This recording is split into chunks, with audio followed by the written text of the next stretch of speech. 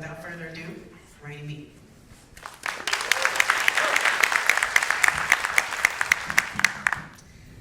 Why? Why do you teach? Why do we want to teach? Most people always ask, what's your why? But in the New Teacher Academy, we ask, what are your whys? The truth is, there's never only one why in teaching. There's multiple whys for multiple kids, and whys can constantly change. Change is inevitable in education, as we know, and I'm standing here today because I want to be part of that change. What better way to have a radical imagination for the future than to bring in a room full of high school students who all want to be teachers?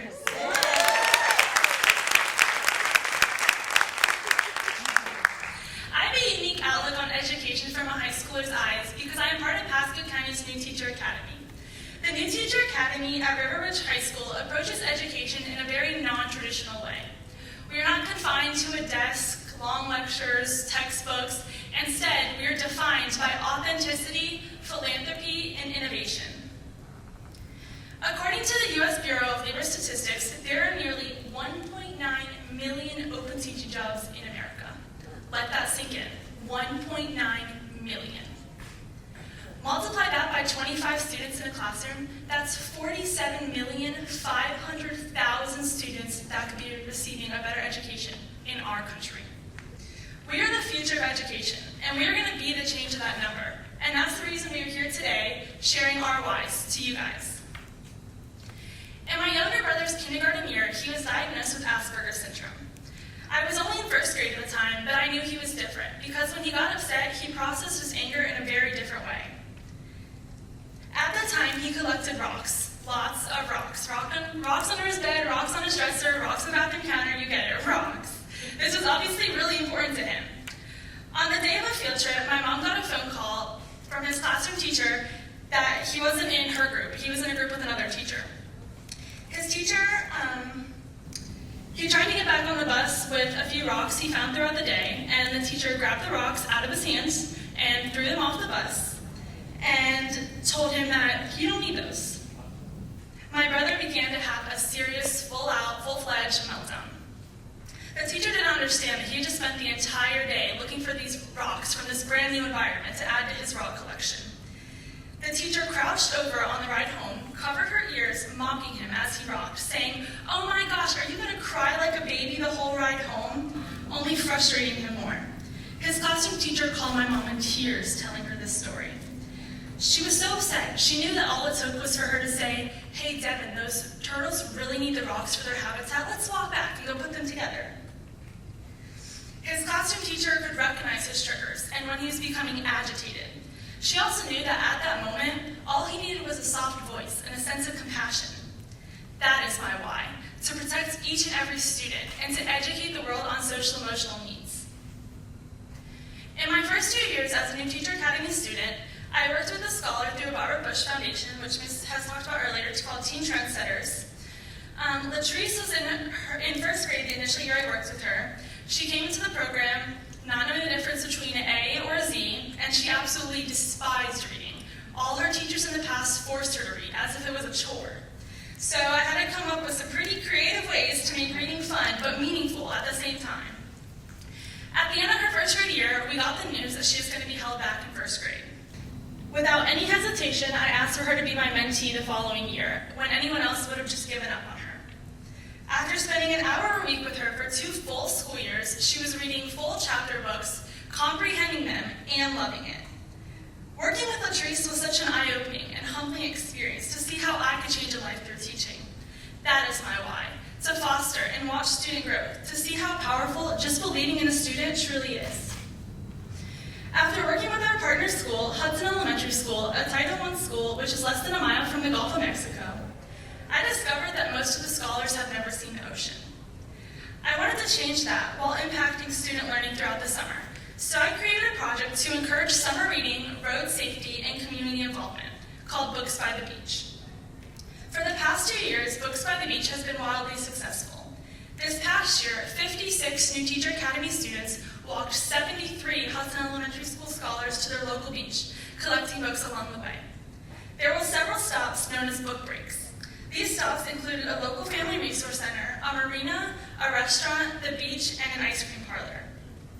My project also involved several agency partnerships, such as United Way, Pasco Retired Educators, More Health, TKG, and the American Reading Company. Each one of these stops is a book adventure where students collect new and gently used books. My academy peers help me write questions about road safety and interactive activities along the sidewalk with chalk to encourage students to read all summer. Each student left with a backpack filled with over 20 books for summer reading, a day full of smiles and a lifetime of memories. In the past 2 years I've led Books by the Beach, we have given out over 3,000 books and touched over 115 lives. That is my why, to involve the community in learning, and to educate students beyond traditional standards, constantly expanding learning opportunities outside of the classroom. I'm now going to welcome up here a few of my peers from the New Teacher Academy to share their lives.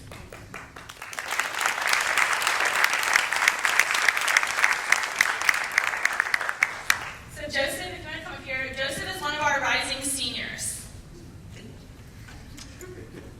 Hello, everyone. My name is Joseph Corley, and education isn't just a job to me. It's a way of life. 15 years from now, I hope to be a successful high school administrator making positive change for our students in our community. I know I won't be the richest person in the world. However, my goal is to enrich my students with the future knowledge they need to be successful in their careers and their lives. I didn't choose education. Education chose me. Thank you.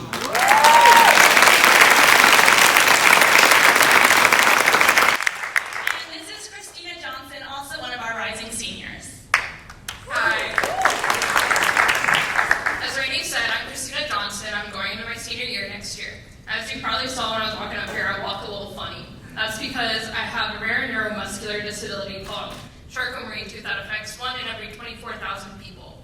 It affects my muscles, my nerves, my balance, my reflexes. So I'm a little wobbly, I don't got good balance, I walk funny, but that doesn't stop me from doing what I want to do. And I want to show to every student, every child, that no matter what limitations they may or may not have, they can do whatever they set their heart to. And that is just one of my whys. Thank you.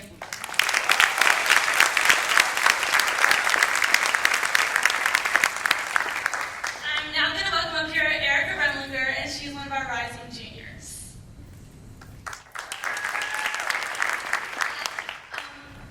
I want to be a teacher because I don't think that there's a better way to make an impact in the world than teaching the future of it. And teaching is such an rewarding job, and it's not just a job, it's an experience you really can't get doing anything else.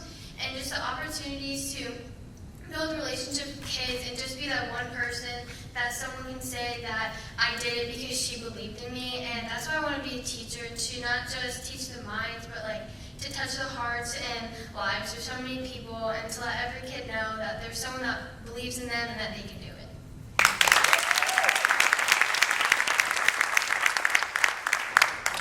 And this is Brendan Moffett, last but definitely not least. He's our rising junior.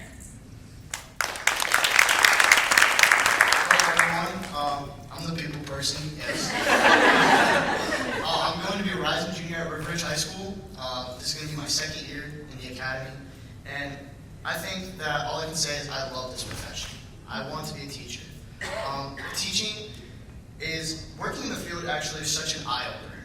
It helps so much to see if you belong. And I'm so blessed to have such a great opportunity at our school to see that I want to do this. I'm excited to be here, and I can't wait to hear from every single one of you. And thank you for such a great opportunity.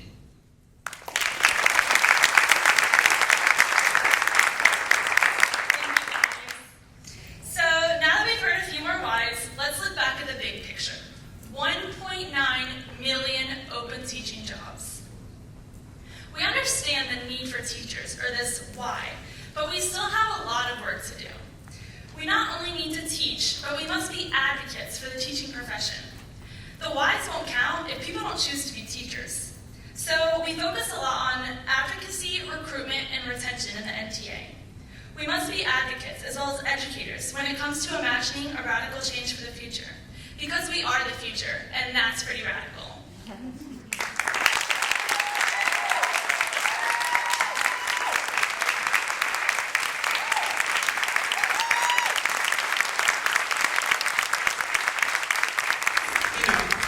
Education saved my life. And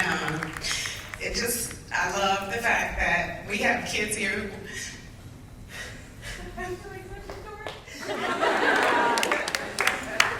want to do this. And the future is bright. Thank you so much, Raynee. Let's give her one more round of applause.